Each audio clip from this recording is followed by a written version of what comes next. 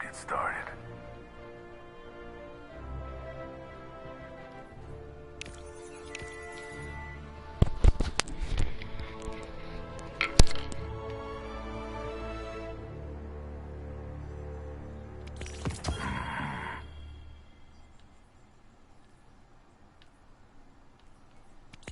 Thanks.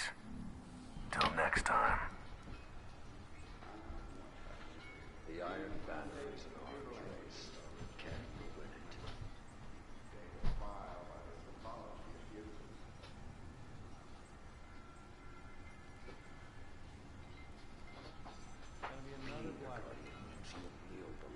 All runs together, doesn't it?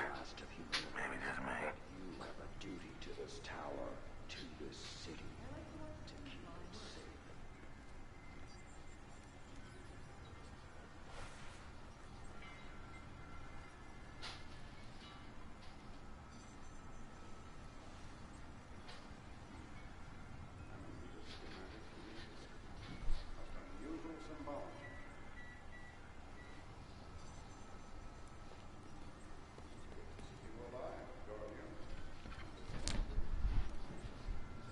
To set limits on your life.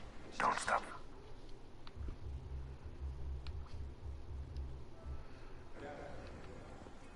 Did you watch the Crucible last night?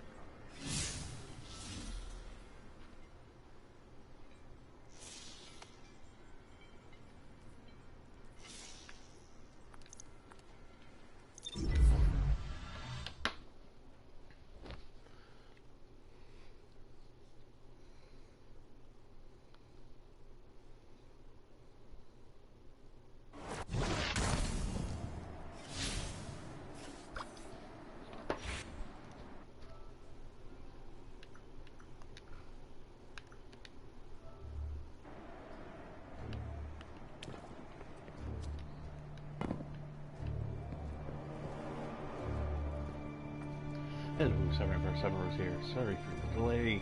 Been trying to get into my guild's party. You looking to do business?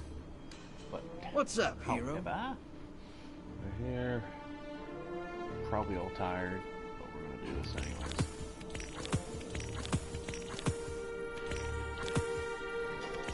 Be smart with this.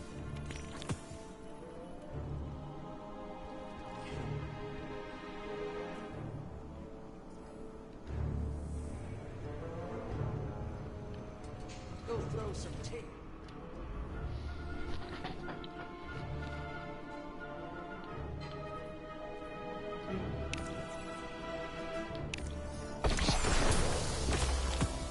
Shakalaka. Pleasant.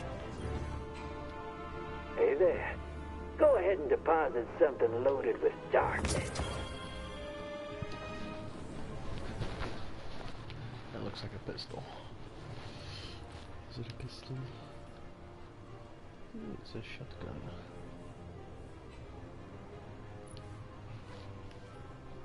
There we go.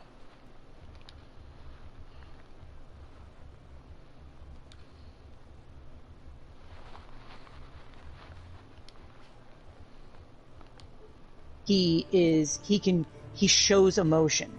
Not all the time, but he shows emotion. He will look you in the eye. Like all these things that aren't necessarily, when you hear autism, people are like, oh, well, they have no emotional range. Right? Yeah, no, but by any means. it's not good. No, it's not. And and if you've met one child on the spectrum, you've met one child on the spectrum. Like there is, everything is so different, but there are different things that each child needs, and then you're also looking, or each person, needs, and then you're looking at things of like learning their language. Like I can remember there was one time I was we need to go to the doctor for just like a simple checkup, no big deal. And I was trying to get Killian to put his shoes on, and he wouldn't put his shoes on. And we were like, dude, we need to get out the door. Like, you need to put your shoes on. He was like fighting us. And finally, I don't know why, but I snapped and I was like, are you afraid that if we put your shoes on, that means we have to go to the doctor and you'll get a shot at the doctor? And he goes, yes. And I was like, you're not getting a shot today. And he goes, okay. And he put his shoes on. you see, Oh, derelict poor And guy. but like Want a shot. his thing, but like his thing was he didn't want to put his shoes on because his shoes meant that we had to go that we when we left we were going to the doctor, and that meant that this was happening. So like when I talked to his teachers and his school and whatnot, they're like, oh, we want to do this need you alive, thing with him. sister. I was like, give me at least 24 hours. Let me tell him that that's what's happening. You can't, like, he wouldn't do well with like pop quizzes. You can't spring anything on him. You have to give him time to prepare himself for what's going to happen. So like, hey, tomorrow you're going to be taking a math test, you know? And he's like, ugh. And I was like, but it's okay because we're good because we know that that's happening tomorrow. But I'm letting you know that now so you can prepare yourself for tomorrow, you know, and then he can work on it then. So like, and then having the schedule that we have, he knows where he needs to be. He knows what time. So like, he knows that after he had his class check-in, he gets a 10-minute break before we sit down to work. And that's worked for us to be able to have that. And it's up on the wall. He can see it. And it has exactly where he has to be at what exact time. So he knows, like, at this time, this is when I go here. I know I have a break at this time. So he knows that if he works hard, that he'll get that break. And I can get more work. I can get more sufficient work out of him. And we can get more done during the entire workday. And then he can relax for mostly the rest of the day. We got behind in math because his processing is like working through peanut butter. It doesn't stick. So like you can, like right now we're working on, one of his teachers is working on multiplication facts. So we can go, what's 6 times 4?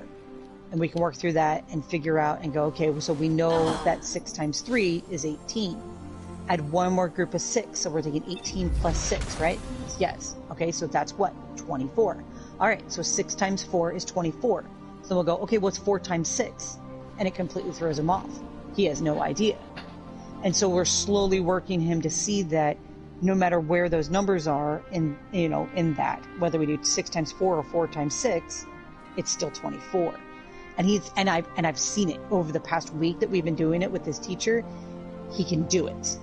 It's just getting it into his brain. And once it's in his brain, it's a steel trap. But it's getting it into his brain that we're having an issue with. So I'm sure you have to probably make it more interesting for them specifically based on their characteristics. I mean, obviously it's better or easier for everyone to learn when things interesting or fun, but I would think even more so with kids on the spectrum. You have to know, and you guys would know, like what he does, and so we do a lot of visual stuff, like counting on our hands, or like we were just learning volume, and the teacher gave every kid those little like cubes. They're little centimeter cubes, but they're like a hard plastic. And then in the back of his math book, you rip it out and you cut out, and you can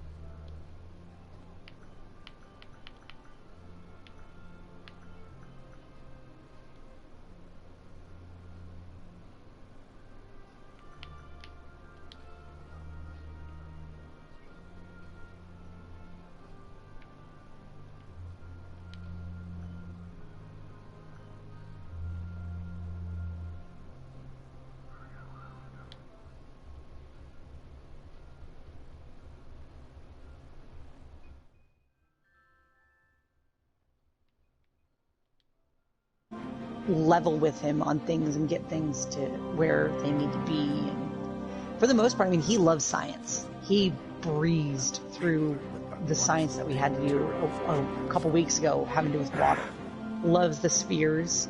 Can tell me all about the tell me all about the hydrosphere, the atmosphere, the geosphere, and the biosphere. He can tell me what's in them. If I say, what's point out the window and I say, what's the tree? What part of the sphere is the tree with? How if the wind is blowing through the tree, what two spheres are interacting? He can tell me all of that. He's but I asked smarter than I am, but that's not so much. But here's the thing. But then I ask him what 6 minus 3 is, and he's just like sitting there staring at me. The numbers and the math, he doesn't grasp.